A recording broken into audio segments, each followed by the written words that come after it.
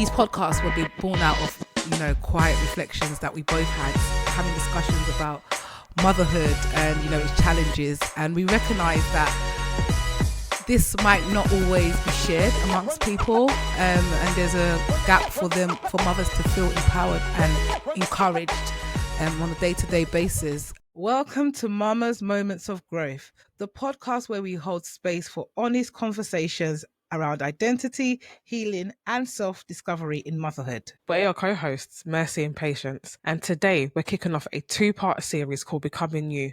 Now, whether you're just starting, motherhood journey or you've been years into it, we want you to know that you haven't lost yourself. You're becoming you more than ever. Yeah, I know that's right. So in this first episode, we'll explore the deep identity shifts, the weight of mom guilt, the push and pull of ambition versus parenting, and how relationships change along the way. Body image, self-worth, emotional labor, and financial pressure. All things that we don't talk about enough, but carry with us daily. So let me tell you now, grab a drink, take a breath, and let's dive into this journey of rediscovery, one layer at a time. Yeah. Now, first of all, I want us to look at, identity shifts. I know you mentioned that, earlier. So let's talk about, navigating that through motherhood. Let's start looking at, let's start dissecting that. One of the biggest shifts, after becoming a mother is feeling like, your entire sense of self has changed.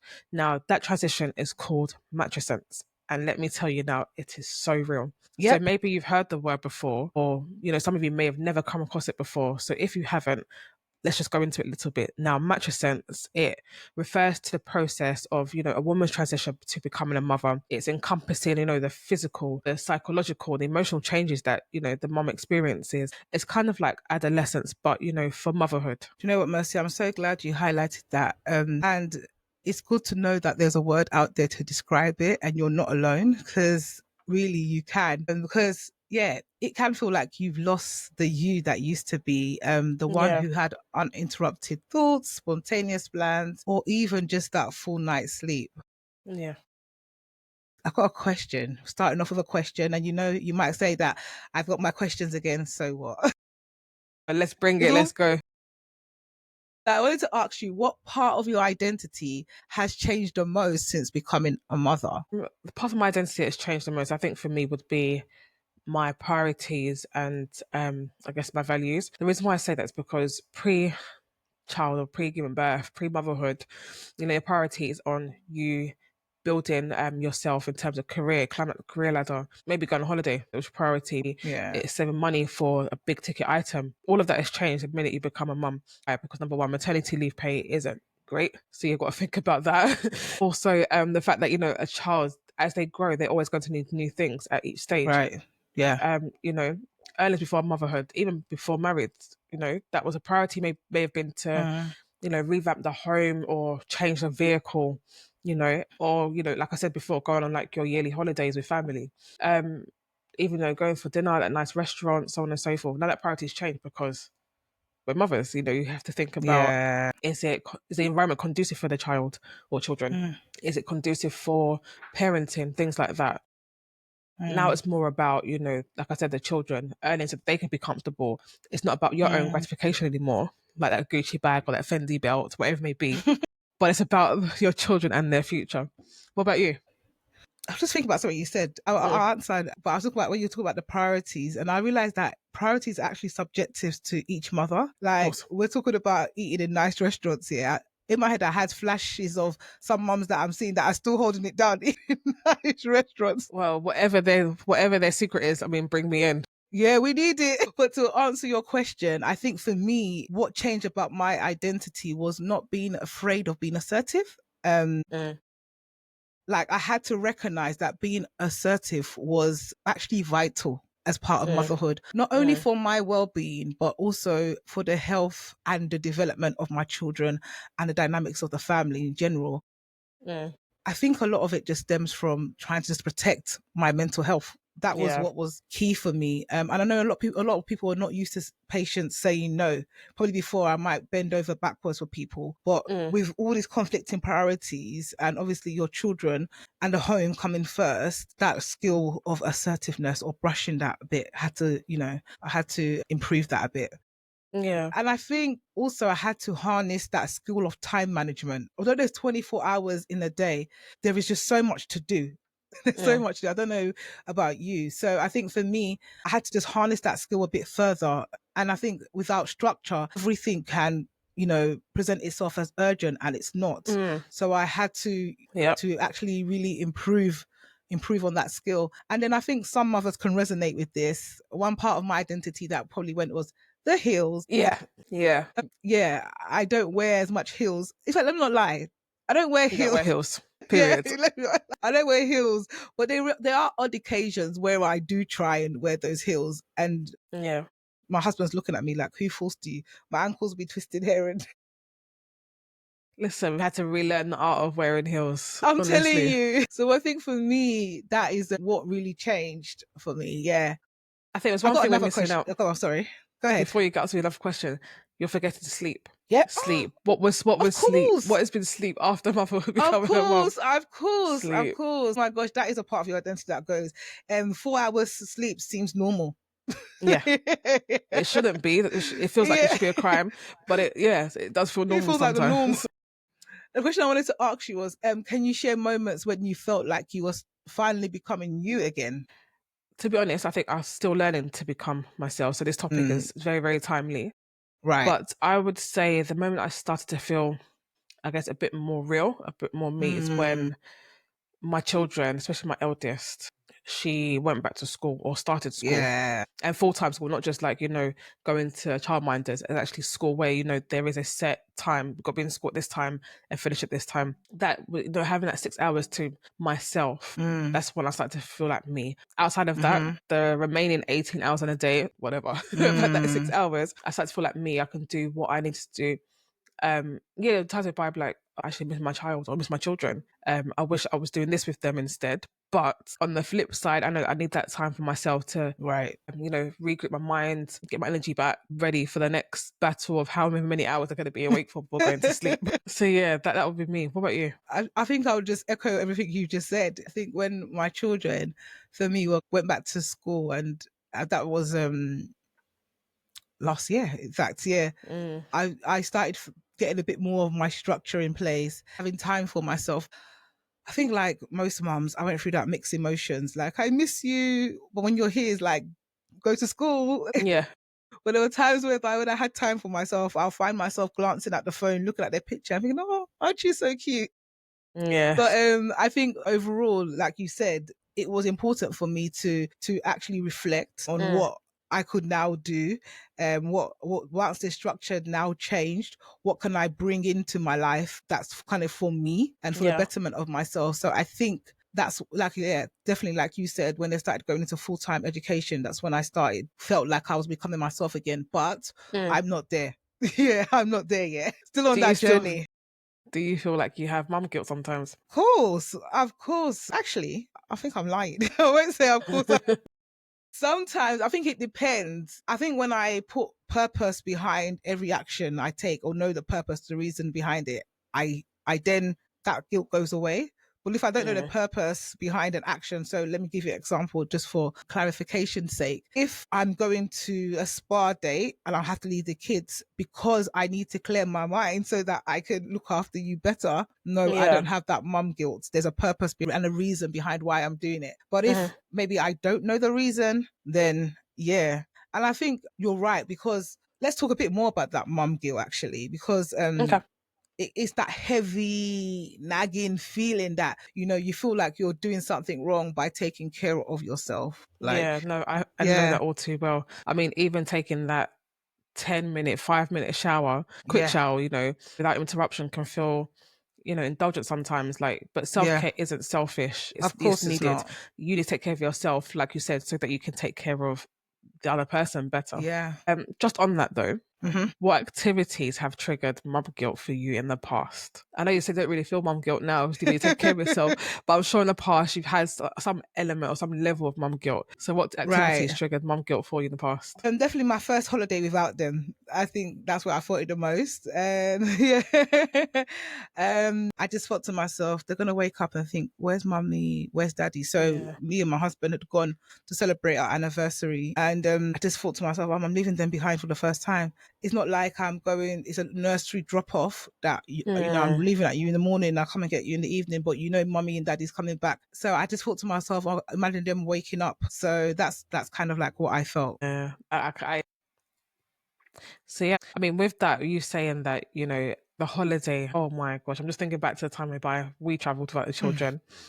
Even day before, I was feeling so bad. The guilt was like, I don't want to go anymore. If they can't come, I don't want to go. Okay. But Yeah. I'm like, no, but I need this holiday. It'll be good for them to get some break away from us as well. On the way to the airport, I'm now thinking of them. I'm like, nope, we need this. We need this time alone. We need time to we get our energy back, get our groove back. In the airplane, I'm like, oh, I really wish they were here to experience all of this. Like every, I guess, key thing that we had to do for the holiday, I was thinking, oh, I wish they were here. But no, once there, forget. Who are the children again? Like, did I even call to go check on them? I think I messaged once in a while. I had to just drop that in here. Like I say that on holiday, I did not see any signs of mum guilt, but obviously prior that, yeah, you're saying. Exactly. But I'll check in on them once in a while, but no, we needed that time. And I think it was good for them as well. So they're not always like, they just want mum and dad to do everything for them. They've got other people that they can go to as well. But I think for me, what triggered mum guilt for me in the past was having that alone time. Again, we're so used to having them around you. It's like, to have that time for yourself is like, it's like a crime. Like, I shouldn't be doing this. I'm meant to be with my children. So yeah, sorry. That made me feel like guilty, I guess. Oh, apologies. I guess making them spend time alone as well, just for a few minutes, so that I can just, again, get my mind, myself back together again. Again, made me feel really bad. I'm like, but I'm meant to be playing with them. I'm meant to be doing this with them. But I've made them go and do it on their own. Again, going out with friends But it's building them. Exactly. So it's a win-win. I feel like it's only for a moment. You're going to feel bad for a second. But I think once you look at them when they're older and you know how independent they are and dependent on themselves rather than an adult or myself, it's gonna be like, yes, do you know what I did? That I helped them to get to this stage and it's good. Yeah. I'm trying to think what else. Working late and them wanting to spend time with me. It's like, mum, are you working late again? Yes, that's a good one. Do you have to work? That one was one of the most triggering things for me. Especially when they want your attention. Yeah, no, I felt so bad. I'm like, do you know what? I have to do something now so I can get the balance right so that I can work, still earn, do what I want to do, but also make sure that they have my undivided attention as well when I give it to them. So that would be that for me. I mean, yeah, but I think it's like I said, I think like when you attach it to a purpose and knowing the expected end from a certain action you take. Yeah, it kind of balances that guilt or takes that guilt away, shall I say. Mum guilt is a hard one, honestly. It's so tough for us. I don't know if dads get this guilt, but for us it's I was just about to say that. Is there dad guilt? Is there? I wonder. I don't even know. I think one day I'm gonna have to ask, a few dads, maybe do a survey or something to see it, because I'm looking at us when we're on holiday with our husbands. Yeah. It felt like we were the one doing all the phone calls. How you doing?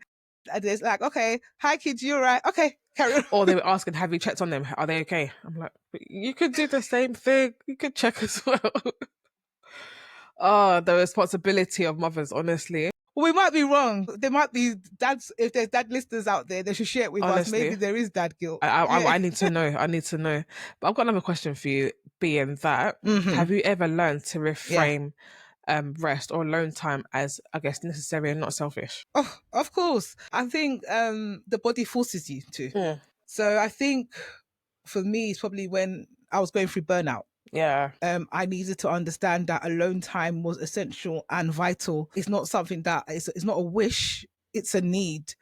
And I think for me, that's how I had to reframe it, that it's not a selfish thing. I'm taking this to help you guys. And obviously when you weigh the benefits of having those alone time against the consequences, for me, the benefits clearly outweigh 100% the consequences. 100%. So for me, I definitely had to reframe that, but it is a work in progress, should I say? And I think for me, so how about you? I think for me, I'm exactly the same as you. Burnout is so real, and I think we forget that not even just burning out, but there's key things that happen in the process of burning out, like catching a cold, feeling that headache, all of that. So I think for me, I'm exactly like you. Yes, I had to take time for myself so that I don't burn out, because I've burnt out before to a point where I'm snapping, I'm not feeling well, I'm hardly eating, the body's hurting, like everything hurts. But like you had to think about, if I don't burn out, I'm good for you guys. If I burn out, I'm not good for you at all. So I've had to do exactly the same as you, really. Just moving on from that slightly, I want to discuss things around ambition and parenting, and like, you know, the things that, I guess the tension between career and family, because there is going to be tension. You want to build, you know, your Tell me about it. career, Yeah. you want to get on the career ladder, you know, you want to, you know, be one of those top key people in a position of in at work, but at the same time your family needs you as well. So balancing ambition and motherhood, it is tough. So I really want us to talk about it, because I'm sure there'll be other mamas listening who can learn from this and have experienced this as well, and maybe want, you know, tools and tips for that. You know, there's often a feeling that you're either failing your career or you're failing your family. What do you think about that? You know what? It's so true, because the world doesn't make it any easier. There is the motherhood penalty at work, and yet we feel pressured to do it all. I just want to ask a question on the back of that. And that, have you adjusted your career growth since becoming a mum? And how did that feel? Yes, I think a lot of us Okay. have had to. I was Yeah, expecting that I answer. mean, I think a lot of us had to, Yeah. but it's not. Do you know what? I did adjust my career goals, because I learned that yes, I want to get to the top. Yes, I'm striving to be the best that I can be, especially at work. But Yeah. my priority would always be my child or children and the family. The reason why I say that Of is course. because heaven forbid that anything happens to them because I'm trying to climb the career ladder. I'll be so guilty on myself that, you know, there'll be a set Yes. time. There's another time I can do that. I can wait until my child's back at school full time and then go back to work and try and climb the career ladder. Or I can do that now, and the consequence would be that, God forbid, that anything happens to my child, or they will lack because my time is being spent, or they're getting the wrong support from other people. Whereas I can give, only me as a mother can give them the best. I am their mother. You understand? The way I adjusted it is that I still put 100% at work. But once I clock in, that's when I'm at work mode. When Okay. I clock out, forget everything else. If it's things that come in after a certain time, I'm not dealing with it till the next day. Because from the time I clock out, my time is for my child and me being present for her. Now, how does that make me feel? At that moment, I felt it was hard. It was tough, because I'm the kind of person that I will go above and beyond for anyone, for anything, for work, my children. So at that point, it made me feel really, really bad. After a few weeks, after a few months, I felt good because I was able to balance the two. What about you? I think similar to you. Yes, I have had to adjust my career goals, and I think it's a kind of work patterns that I'm looking for.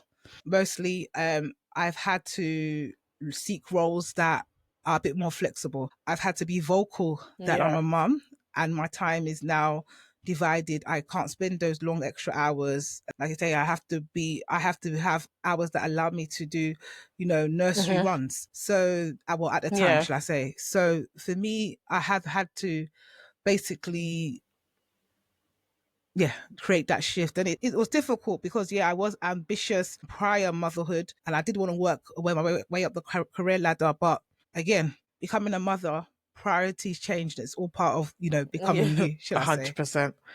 A Yeah. 100%.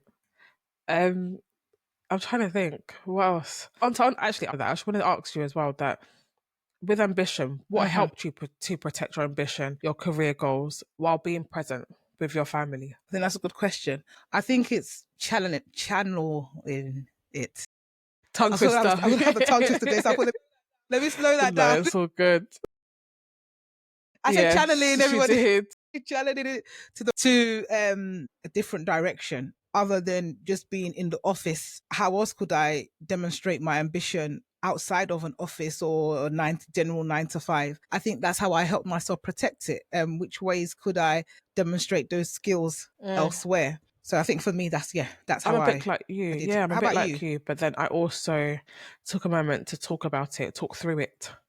It's one thing you have an ambition and keep Yes. it to yourself, but keep it to Good yourself is not point. going to help you Yeah. to get to where you want to get to. There is so much more wisdom in Yeah. speaking to others, especially others that are either gone through the same path as you or have gone ahead. Mm-hmm. You understand? So Yes. Yes. talking through it Yes. with others really helped me to protect my ambition, to keep it alive. And help me Mm-hmm. to really, yes, think about that and how I can get close to those steps of, fulfilling my ambition, but also remembering that I'm still a mum and still need to be present and try and get that balance. So yeah, getting that advice from others really helped me to protect that as well. I like that. I'm just thinking of something that you said as well. I think as well with ambition Yeah. as well, sometimes your ambition changes. your ambition could be, I want to be a mum, as well as side as, I don't know, the general other ambition you might have. Maybe you might to be starting a business or be somewhere in Yeah. your career. Your ambition sometimes also is that you want to ensure that you give them the best to your child. So there can be this ambition shift or an additional ambition that you've also taken on as well. So I think just like being aware that there is that change that does happen with ambition 100%. as a mother. 100%. Talking about all these changes and shifts, I just like us to move on swiftly into the changes that occur in Okay. relationships and friendships. Now that's a It real one. really is.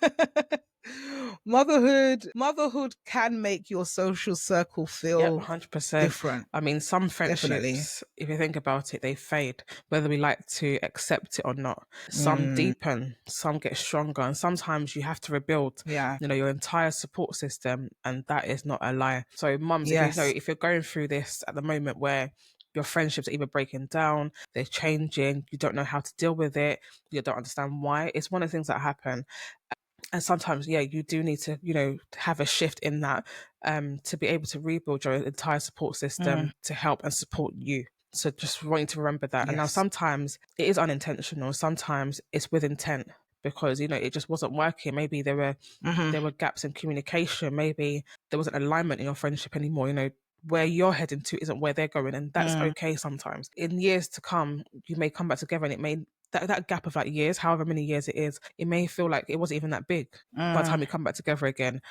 And there's something hmm. that my husband, he used to Yeah. say years ago that 20 friends cannot play for 20 years. I said, what? Like, how is that even Mm, possible? Like, you see it on TV, in programs, you hear about people's alumni groups that, they've been friends for 25 years and they're still going. Like, I'm like, how can that be? Like, that's not mm, true. But the fact is, sometimes it is true, and there's a purpose for it. So I don't want you to feel like, oh, yeah. that why is it happening to me? There is a purpose, whether you see it now or not. Hmm. That's okay, because I think years to come, or months to come, Hmm. weeks to come, you'll understand why that friendship had to, go the way it did. Some people of Hmm. old have had friends for so many years, and they celebrate 25 years. I'm still trying to find, what their secret is as to how Yeah. they were able to keep their friendship. But it's just one of those things. Now, speaking about relationships and friendships, what relationships changed the most after you Mhm. became one patient? I think becoming a mother definitely reshaped my Mm, friendship landscape in mm, unexpected ways, shall I say. I'll definitely say so for me, friendship. Some friendships, they naturally faded, some mm, friendships deepened, and new mm, friendships blossomed. Some of the ones that faded were just because we were at different mm. stages of Okay. life at the moment. So, especially the demands of a motherhood, we couldn't keep up with conversations. Our lifestyles Mm, just drifted apart naturally. It wasn't something that was with his mm, intent. It just naturally did. There were some friendships, like I said, that deepened, and these were the ones mm. that showed empathy. They were flexible around the changes of being a mother. I mean, I have a friend up till now, and we're still going on strong. I think we've been friends for, yeah, it's probably going on Yeah, 20 so 20 it can years. happen, guys. It can happen, and Mm, she was flexible around the different life stages that I have. Even up to today, we went from talking mm. like nearly every day to now just talking probably maybe twice a month or Wow. sometimes once a month. But every time we connect, it's like we never left Yeah. where we left off, shall I say. You have friends that are deepened. It's friends as well, that new friendships that's blossom. Motherhood, you're going through the same thing. You're reaching out to people. Are you good? Are you facing Yeah. this? Are you facing that? And they're naturally people that they're there to offer you that support, give you that connection, Mm, that community feels. There's definitely new mum groups where yeah. friendships have blossomed, shall I say. How about you? Man, for me, I'll say all of my friendships have changed, but for different reasons. Now, Okay. you know, Right. friends, therefore, I believe in friendships are for each season. And we were friends in different seasons of our lives, be it Yes. university, be it college. Mm. Some of them were friends of friends that we end up becoming friends from from different Mm-hmm. communities, again, mums as well. Now, the reason why I say all of them are changed for me is Mm. because, like, my university friends, for example, we're still cool. We don't speak all the time, maybe once, maybe even twice a year. I think some of the Mm. friends that I had, I've maybe speak to maybe 2, 3 times a year. Others I speak to every other month. But again, our friendship Mm-hmm. didn't change at that period. But you have friends from like Mm. primary school, college days, that have changed. Maybe I don't even speak to them right now Mm. anymore. But then when we do connect, be it outside, maybe just bumped into each other, it's like those years of not speaking, it's like it wasn't even there. I mean, I saw a Yeah. friend. Yeah, I mean, I I saw a know what you friend. We mean. left Yeah. school, so we were about 16 when we finished secondary school. Just recently, I bumped into her in Audi, and I'm talking about you're talking nearly 20 years ago. And when we saw each other, it's like, oh my gosh, like it's like the years weren't even Mm. there. Like, what is 20 years? Like it's like we Right. saw each other yesterday. That's what it felt like. We just got together again. You know, we spoke again Mm. for a while about what changes happened in her life, so on and so Mm-hmm. forth. But I feel like again in Mm. that period, I lost friends as well. So that's why I say to you that friends are for Yeah. a certain season in life. It doesn't mean that you won't be friends again in years to come. You never Mm. know. You might be. But for me, I would say Mm-hmm. yeah, all of them change, but for different reasons. I like that. I think I want to ask a question, because I think for new mothers and just people in general, when did these friendship changes cause any bitterness For me, in your heart? no. Mm-hmm. I'm the kind of person that, Yeah. Okay. yeah, I'll question like why. Maybe did I do something wrong? But I wouldn't be bitter towards the person in terms of like not wishing them well or anything like that. So no, I don't think Mm-hmm. it's never caused me to be bitter towards them at all. It's maybe question our friendship and maybe Mm. what I thought we were or how I thought we were friends and sisters and so on and so forth. Yes, I maybe question it, but no, Mm. I think it's just the kind of heart that I had towards people. I Mm. always give them the benefit of a doubt. I always try to Yeah. see the good in the person, irrespective of how things went down. I think because I've got a heart of love Mm-hmm. towards people, I don't think that it can make me feel bitter towards them Yeah. unless you've really offended me and it's been clear cut that you've done it. Then yes, but other than that, no, Mm-hmm. I don't think so. What about you? I think for me, not really, because I think you just know that it's part and parcel of the Exactly. journey that you're on. I recognize that, okay, if somebody is not a mother yet, when you get to motherhood, that you're going to go through that identity shift as well. So I just think it's about recognize people are at different life stages, and it's about you doing the best in the season Exactly. that you are in and making sure you fulfill all you got to do in the season that you're in. So I'm more so focused on the season that I'm in rather than looking back and thinking, okay, you've done this, you've done that, or so I think that's just the way I take it. And the reason why I asked that question is because I wanted mothers to understand that the Yeah. change is going to come. So it's almost like we're prepping you to understand that Yeah. relationships do change, but be prepared from it. Don't be shocked and be bitter about those changes. Is how can you accommodate them Hmm. and grow from it? So that's the reason why I I think asked that also it's question you out can there. look at it as what can I learn from this change for later on. So That's yeah, it. Yeah. 100%. I like that tip that you've Yeah. given.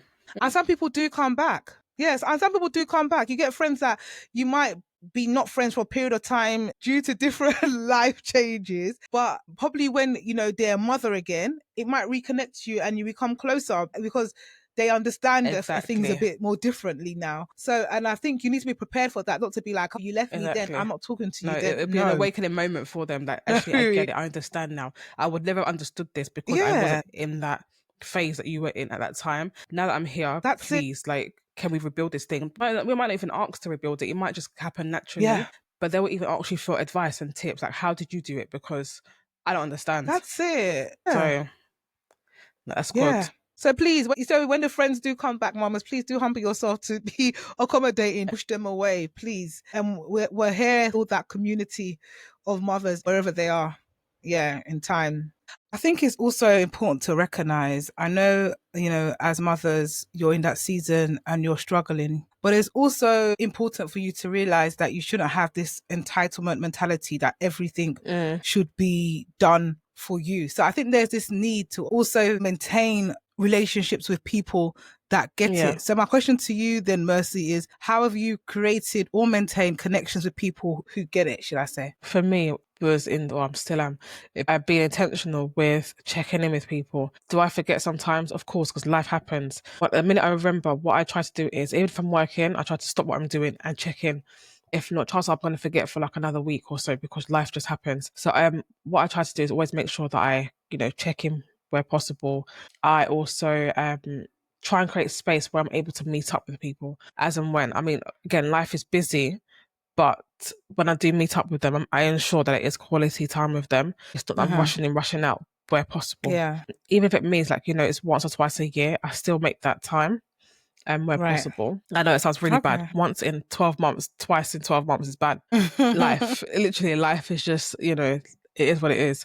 One thing I also try to do is also share videos with them. So, we do video calls or we share memes I from like social that. media, Yeah. TikTok, things that are relatable to, I guess, keep the conversation going as Mm-hmm. well. Yeah, that's the ways that I find, or try to do to make sure that I find time to stay connected Right. and stay true to our friendship as well. What about you? Okay. Nice one, by the way. And well done for even trying. I It's not think for easy. me, oh, it really is not. I understand. I understand. So that's why I'm saying well done to you and well done to the mamas who are trying to maintain those connections. To answer your question on my side, I think for me is prioritizing presence over perfection. And I'll break that down a little bit further. So what I mean by that is I might not call you for a long period of time, but you're definitely going to hear my voice through a voice note saying, "Are Yeah. you okay?" Checking on your status and your well-being and via voice notes. And those that know me will know me that I'm the voice note queen. You'll get a lot of voice notes from me. And Yeah. so that's one of the ways as well. And I think as well, one of the things that I had to reframe in my mind is dropping the guilt of not being able to respond as quickly as I would probably prefer to. I think before when I had my first son, I put a lot of pressure on myself to say, okay, I'm not going to be one of those people that you send a WhatsApp and I'm going to respond to you 5 or 10 days later or even longer. Cause I kind of found that annoying when people used to do that to me. And Yeah. but then as time has gone on and I've come to understand that people can be busy because understand that I can be busy. But Yeah. there's no excuse for or exemptions for the people that you'll probably message and they won't message back and then you'll see them changing their status. So I don't know who Gosh. for those ones, I don't know what's going on there. And then I question, is it necessary for you to maintain those connections if maybe your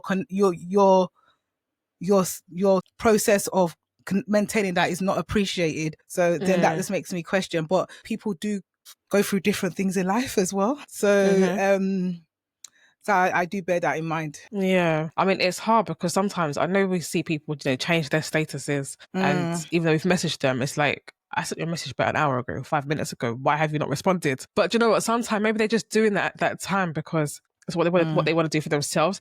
Maybe they've seen our Right. message, but they're just not in the headspace to respond just yet. That's I think we it. need to kind of Yeah. remember that they go through things as well. Yeah. And I guess we're not always entitled to people's time. Yeah. It's Do you hard know to say what? that, But it's the but truth. Yeah. yeah. It's the truth. And so I think one key thing we can take away is that even though we're trying to maintain these connections, there's a need to be flexible both ways. Yeah, both ways.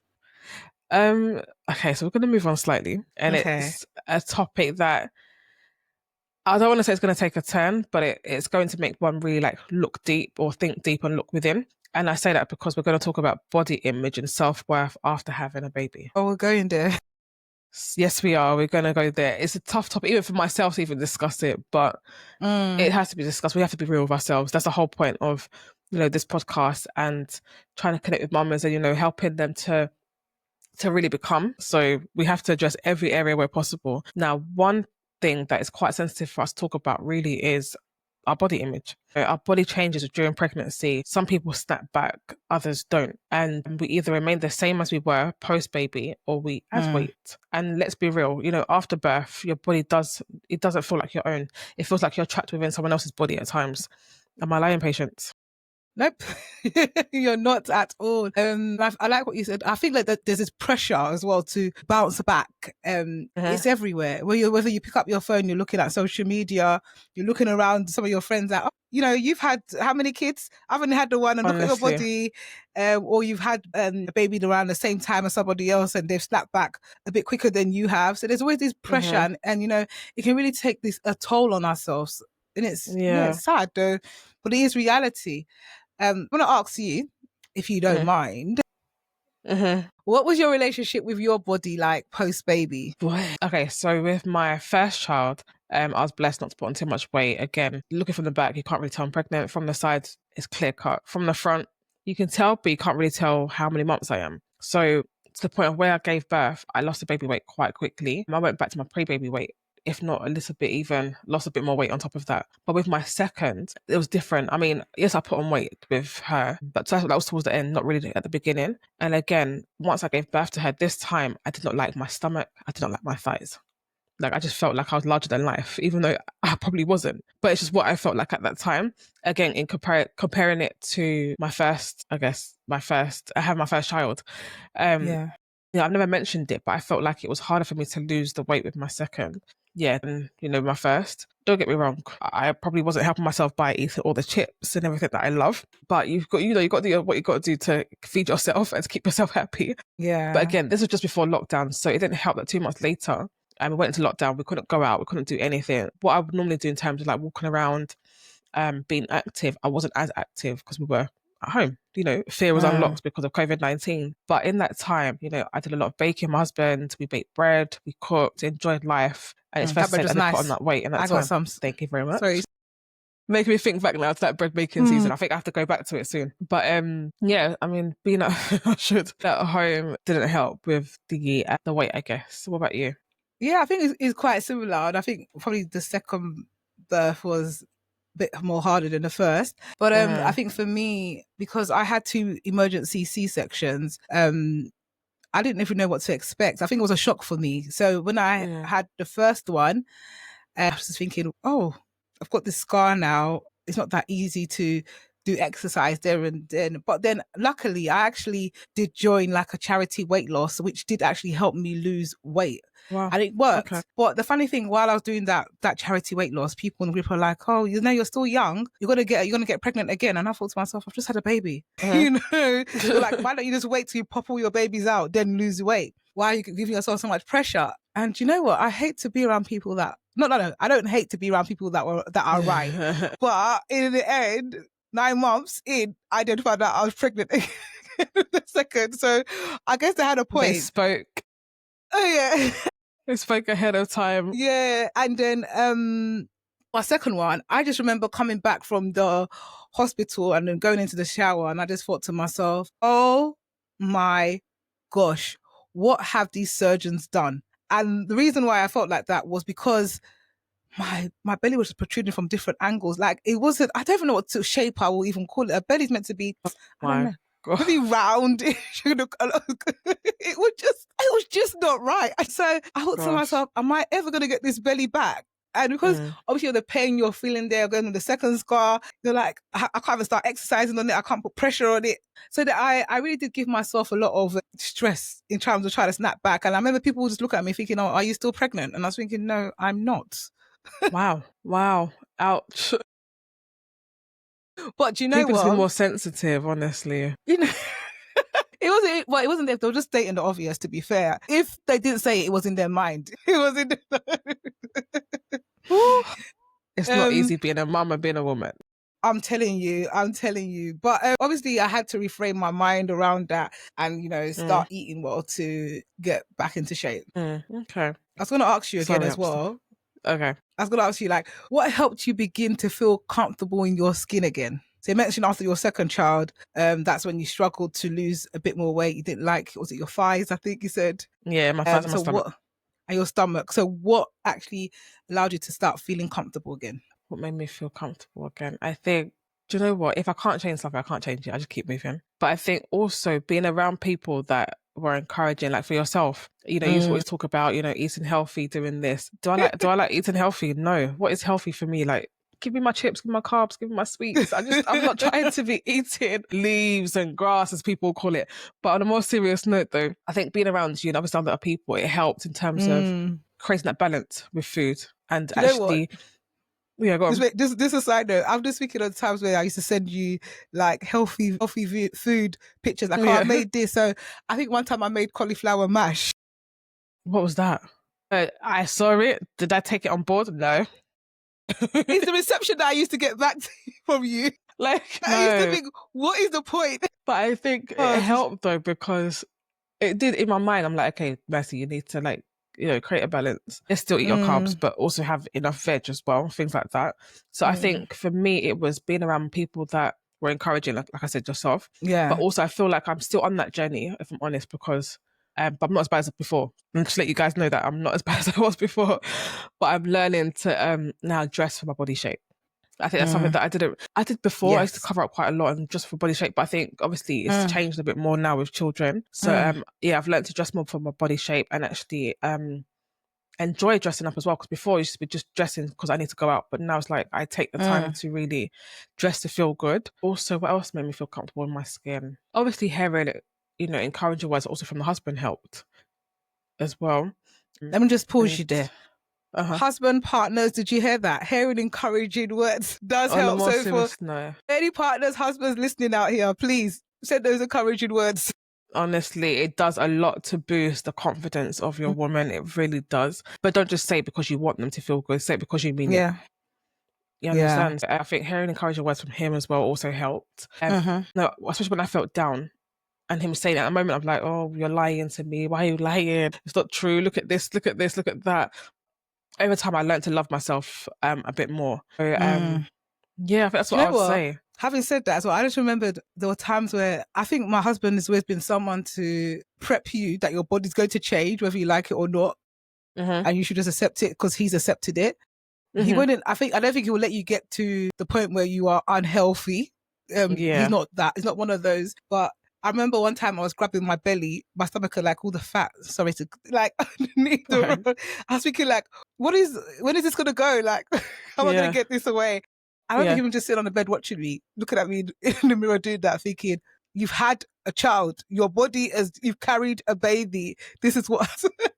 Honestly. But it's hard for us to adjust because we're not used to it. Yeah. Yeah, we're not used to that sort of thing. But so I think mentally we're not prepared for what it will be like afterwards. We just assume, oh, we're going to snap back because, well, social media, it shows that people snapping back. They've done it, so Yeah. why can't I do it?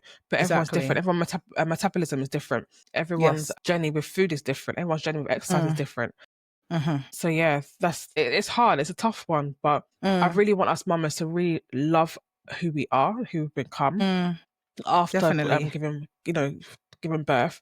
Okay, so since I've answered that question, what about you, Patience? What helped you to begin to feel comfortable in your skin again, especially after having a C-section? I think number one, I think accepting you've had a C-section and understanding the scar is going to be, I think as well, understanding you might heal differently. So there's something called C-section pout. So you have a bit of a bulge. Okay. So no matter kind of like how flat you make it, you have this wobbly part, and it's because where they've cut you, you've kind of lost the strength of your muscle there. Right. So I think I had to deal with that. And then obviously when the more and more they cut into you, you can imagine how much muscle loss is happening there. I think I had to accept that, okay, this is part of the body in its healing, but it doesn't stop me from saying that you can still work on your core and your abs to get it to a reasonable level. So I had to accept that. And I think eating, there's just, you're eating not just to lose weight, but you're eating to be healthy. Yeah. So I think I had to have a mindset shift that I needed to eat to be healthy. So I did take on a lot of mindful eating, that if I'm eating a bar of chocolate, which I don't do too often though, but if I eat a bar of chocolate, what benefit is it given into my body right now? I need that energy. I need that energy, that nutrition, especially when you have two boys as well running around. I can only imagine. I can only imagine. I had to do a lot of mindful eating and obviously exercising, loosen up the joints a bit, because after a while sitting down for 6 weeks, well, you don't sit down, obviously you do some walking here and there. You want to loosen up the joints. You want to try and be as near enough flexible as you were prior to, birth. So things like that is what I did to sort of help myself. Okay. Do you know what? I hope I'll other say. mums are listening, especially if mums that, you're probably pregnant right now, expecting, they probably told you that you're going to have a C-section. Hope that you're taking notes from this as well in terms of how to recover afterwards and steps that you can take. It's not easy, but the journey will be smooth so long as you have the right support around you. I just wanted to touch on financial strain and emotional labor, because this is part and parcel of becoming you. Money does sometimes get a bit tighter emotional label gets heavier, and often it's the mom who carries I the know that's mental right. load. And not just myself, I'm sure all the other moms that are listening can definitely relate to that. And, keeping track of everything from calendar invites, Mm, from invitations to like weddings, birthdays, so on and so mm, forth, planning things, managing emotions, it all adds up. And sometimes it really can be mm, burdensome in the sense of like feeling heavy. mm, You're thinking of mm, everyone, everything, and no one is doing the thinking for you, or no one's even thinking for you in that moment because you're too busy thinking of everyone else and keeping on top of things, in quote. Even though maybe sometimes deep down you are draining, literally. Tell You're me about thinking it. everyone else's things in addition to your own, even like things for your friends, extended family. And it isn't easy. Emotionally, it can take its toll to the point where you may crack. But I'm thinking everyone else, what are you going to think of me? Sort of things. Paige, I'm going to ask you actually, do you feel that, you Okay. carry the mental load in your family? And if yes, how do you manage it? I think yes, absolutely. I do think I do. Because I think as a mother, you can have this sort of invisible checklist in your head, 24/7. You've got many things to remember. If it's not school events, meal planning, doctor's Tell me about it. appointments, things like even knowing you're running low on Mm, toothpaste, even hand gel, like this morning, not hand gel, mm-hmm, sorry, hand wash, little things like that. And all these things are just like silently spinning in your head. So for me, it's always like you are anticipating the need, problem solving before mm, things happen. And like you said, being emotionally available for everybody at home. So that's what some of my journey mm. was like. And it could be exhausting, should I say? It could be very I mean, exhausting. I How can about relate to you? that 100% in terms of carrying the load and it being exhausting to the point where you're like, you've heard what everyone has to Mm, say. I've heard you. I'm just gonna go and lie down for a minute. yeah. Like that's what it gets to that sometimes. But I do feel like I do carry the Yeah. mental load in my family, but that's because I'm an organized person. Mm, Without even thinking yeah. about it. You said X, I will literally add it to my list and sort it out. No problem. Is it easy? No, it's not. And you do. It's not easy, but you just kind of have to add it on no matter what. It's just expected of you. For Mm-hmm. me, everything goes in the diary, be it through Google Calendar, in a physical diary, and also on my phone. So there's no excuse as to forgetting Mm, things. Yes, once in a while we'll still forget, but again, that shows that I am carrying the mental load of everyone. It'll be doctor's appointments, hospital mm, appointments. It could be school, like you mm, mentioned earlier, school events, work events for myself, but mm, work events for my husband sometimes, things like that, just so that we know I have everything mm. on ground so I know what's happening and when. Yeah. It's not easy, but we carry the mental load and it's a lot. It really is a lot. Mm, it Mm, definitely is. It definitely is. So you've mentioned something about that shared the calendar that you have that has helped you. What other steps has helped you manage both financial and the emotional mm. overwhelm? I think for me, it's having that conversation or that dialogue with my husband in terms of what the big purchases are and how we're going to go about doing it. Especially again, if you're not in full time Okay. work, you're on maternity leave, we know the pay again isn't great. So realistically, Mm, how is that going to work? So speaking through big purchases with my husband definitely helps in terms of managing expectations, financial expectations, emotional mm, expectations as well. One thing we like to always do is to have a vision board for the year, like a family one, individual one, children one. But I also have my individual one as well in terms of goals and things that I plan for mm-hmm. myself. So I think having a vision for the Yeah. expenses helps manage, I guess, the Mm-hmm. financial overwhelm and also the emotional one, because without that, you will get overwhelmed very, very quickly and very, very easily. What about you? Yeah, yeah. I liked what you said about sharing those, having that dialogue about those Mm, big purchases, because you're right. During maternity, it's hard to make sometimes big purchases when income might be heavy on one side, as opposed to that 50-50 kind of ratio yeah. that you might have had if you were working. So I think definitely that dialogue is there, and I think that's what we kind of do when we have when we have big Mm, purchases as well. And then I think is we're quite sensitive to not take on big projects during maternity. I think that's what we do. So we try and give ourselves like at least for the first mm, 9 months of maternity, we don't focus on doing any big projects unless an yeah. urgent project, obviously comes up that is Mm, non-avoidable, then yes, otherwise. And I think for me, even being about the emotion, I think is about having open dialogue that at this moment, this is mm, how I'm feeling. I don't have to pretend in my house to be mm, superwoman. If you give me that mm, title, fair enough. But I'm gonna let you know that in my house, sometimes I'm not. So I'm gonna name if I'm being overwhelmed and let you know this is the mm, emotion that I'm going through.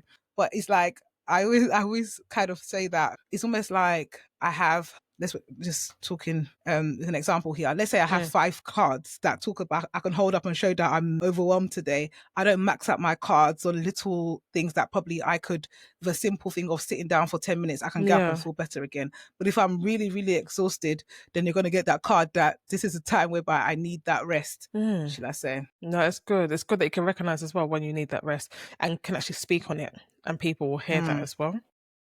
Yeah. I like that. It's important. It's definitely important. And I know that this has been a lengthy, long podcast, and we hope that you can take away something. So we are wrapping up the part 1 of Becoming You. And you know, the fact that this is only part 1 and you can see how long it is, it just talks about how much goes into becoming you. There is so much that goes into becoming you. So we hope today's episode helped you feel seen, heard, and reminded that you're not alone on this journey of rediscovery. Like you said, we have literally covered so much in this podcast already. We've spoken about identity shifts, we spoke about mum guilt, ambition, you know, changing relationships, and also body image. Now, these are the unspoken layers of motherhood, and we rarely speak about it. And for those who do, you know, it's encouraging to hear of your stories, and naming them really is the first step to healing. Definitely. But remember, we're not done yet. In part 2, we'll continue with honest conversations and that even go a bit more deeper. So we'll be unpacking 6 more powerful topics. This includes the fear of starting over and pivoting into your path, feeling isolated or unseen, letting go of the perfect mum myth. Honestly. Now, that's a real one. Setting boundaries and carving out personal space, and building support network and asking for help. And those beautiful moments of rediscovery and joy. So we're ending on a positive note. We're letting you know that becoming you is a positive thing. It really is. It's literally going to be so real, but raw, and full of gentle reminders that growth doesn't all happen at once. It happens, you know, one brave choice at a time. Just remember that, mamas. Actually, do you know what? I'm going to repeat that again, just for those in the back that needs to hear a bit louder. That, you know, it's a gentle reminder that, you know, growth doesn't happen all at once. It really does not. And let's not be in a hurry to grow too quickly. It happens one brave choice at a time. Yes. So make sure you subscribe so you don't miss out. And if this episode spoke to you, as always, we encourage you to share it with another mother who might need to hear this. And do reach out to us on Instagram. We would love to hear, you know, your reviews. You know, you can comment under the YouTube, Spotify, leave your comment, share, like, subscribe. We'd love to hear it all. I mean, until next time, guys, keep growing. Keep becoming. Bye for now. Bye for now.